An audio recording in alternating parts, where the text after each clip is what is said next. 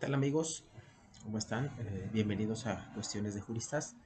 Y en este video traigo para ustedes el análisis de la punibilidad de este elemento del delito y de su aspecto negativo.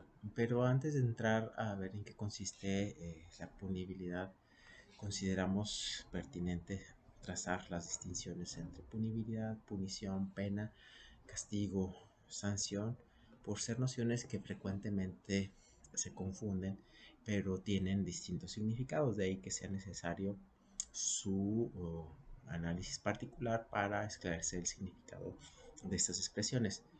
Por punibilidad, en primer lugar, por punibilidad se entiende la amenaza de castigo que señala la ley para en su caso ser impuesta por el órgano jurisdiccional una vez que se acredite la comisión del delito. Es decir, cuando se habla de este aspecto de la punibilidad se está dentro de la fase legislativa, ¿sí? Por ejemplo, en el caso del delito de homicidio, que se establece una penalidad de 8 a 20 años de prisión, por ejemplo, ¿no? Ahí estamos en la punibilidad, en la fase de carácter legislativo. En cambio, la punición consiste en determinar la pena exacta al sujeto que ha resultado responsable por un delito concreto. Es decir, cuando se está ante la punición nos encontramos en la fase judicial. Por ejemplo, cuando el juez condena a una persona de la comisión del homicidio.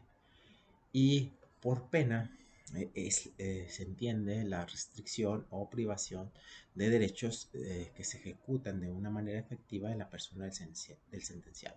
Es decir, la pena es la ejecución de la punición y esta fase pertenece a la etapa ejecutiva de la pena, ¿sí? A la etapa ejecutiva. Y la sanción, y de manera genérica se alude al término sanción como sinónimo de pena. Sin embargo, son situaciones de carácter distinta. Consideramos que la sanción es un término más amplio, más omnicomprensivo, y sanciones también las pueden aplicar las autoridades de carácter administrativo, ¿sí? Por ejemplo, pueden aplicar multas, cancelaciones de licencias, etcétera, ¿sí? Como clausura, como ejemplo de multas que se pueden aplicar en el ámbito administrativo y no tienen una connotación estrictamente penal, como si lo tiene la pena. Ahora bien, respecto de la punibilidad como elemento del delito, algunos autores sostienen que no es un elemento del delito y otros sostienen es una, que sí es un elemento importante del delito. Los que sostienen que no es un elemento del delito, sino más bien una consecuencia derivada de la comisión del delito. Compartimos más la idea de estos autores que la punibilidad es una consecuencia legal de la comisión del delito. Ahora bien, por cuanto hace el término castigo, este vocablo obedece a una concepción antigua del derecho penal cuando no se consideraba al delincuente merecedor de ser tratado como una persona digna de readaptarla y de reinsertarla a la sociedad. Es decir, cuando no se veía en la pena alguna función más que la de castigar al delincuente para lograr el arrepentimiento del sujeto. Pero ya esto cambió dentro de la fase humanitaria, esta concepción de pena, castigo, retribución empezó a cambiar y ya para la etapa científica la pena es considerada un medio para lograr la readaptación o la adaptación social del delincuente, de acuerdo con lo que reconoce muy bien el artículo 18 de la Constitución Política de los Estados Unidos Mexicanos.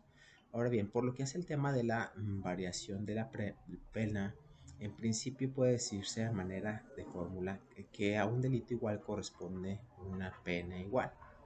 Sí, sin embargo, también existen variantes que modifican la penalidad y estas son el arbitrio judicial, las circunstancias atenuantes y las circunstancias agravantes.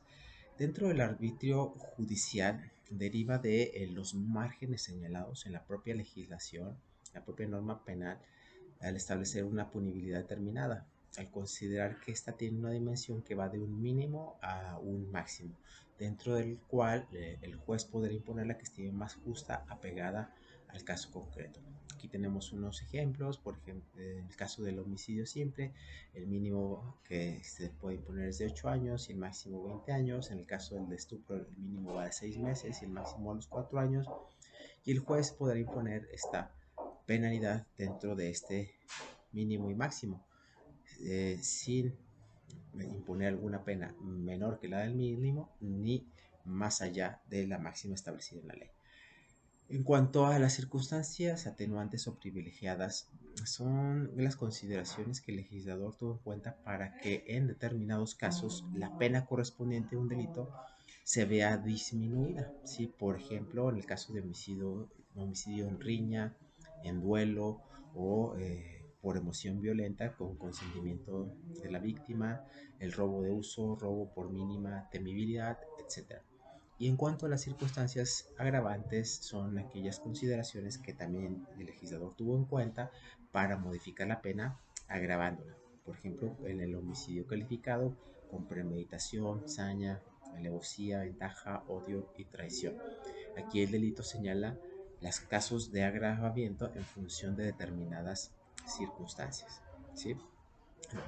Dichas variantes pues obedecen tanto a las circunstancias y factores que la propia ley tiene en cuenta para variar la pena, con lo cual procura que la pena se ajuste al caso concreto de acuerdo a las circunstancias especiales y de modo que la pena sea más justa. Bien, ahora veamos el aspecto negativo de la punibilidad, las llamadas excusas absolutorias. Estas excusas absolutorias constituyen la razón o fundamento que el legislador consideró para que un delito, a pesar de haberse integrado en su totalidad, carezca de punibilidad. En la legislación penal existen casos específicos en los que se presenta una conducta típica antijurídica realizada por una persona física imputable y culpable, pero por disposición expresa no es punible. Esto es carecerá de castigo. Aquí damos cuenta de algunas excusas absolutorias en la legislación mexicana. Por estado de necesidad, aquí la ausencia de punibilidad se presenta en función de que el sujeto activo se encuentra en un estado de necesidad, por ejemplo en el caso del robo famélico o en el caso del aborto terapéutico. Por temibilidad mínima, en función de la poca peligrosidad que representa el sujeto activo, tal como puede existir en el caso del robo por arrepentimiento, regulado por el artículo 375 del Código Penal Federal. Por ejercicio de un derecho. El caso típico se presenta en el aborto cuando el embarazo es producto de una violación, de acuerdo con el artículo 333, segunda parte del Código Penal Federal. Por culpa o imprudencia. Un ejemplo de este tipo de excusa absolutoria es el aborto causado por imprudencia de la mujer embarazada, de acuerdo con el artículo 333 del Código Penal Federal. También se encuentra dentro de esta hipótesis el caso de lesiones u homicidio previsto en los artículos 300, en el artículo 321 bis del Código Penal Federal y que se refiere a las lesiones u homicidios culposos en el agravio de un ascendiente, descendiente, consanguíneo en línea recta, hermano, cónyuge, cuando estos se ejecuten por culpa o imprudencia. Por no exigibilidad de otra conducta. Uno de los ejemplos más comunes es el encubrimiento de determinados parientes y ascendientes y de otras personas por innecesariedad de la pena, cuando la pena es innecesaria. ¿Sí? Disculpen que se me trabó un poco la lengua. Y esta excusa absolutoria se presenta cuando el sujeto activo ya ha sufrido algunas consecuencias graves en su persona por senilidad o por un precario estado de salud. ¿Sí? A esto se refiere el artículo 55 del Código Penal Federal, que establece estos casos cuando la pena pues ya no resulte necesaria.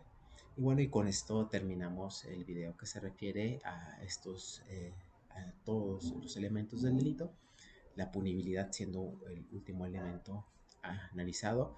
Y los invitamos a suscribirse a nuestro canal de Cuestiones de Juristas y espero que este video haya sido de su utilidad y su agrado. Muchísimas gracias por su atención y hasta la siguiente.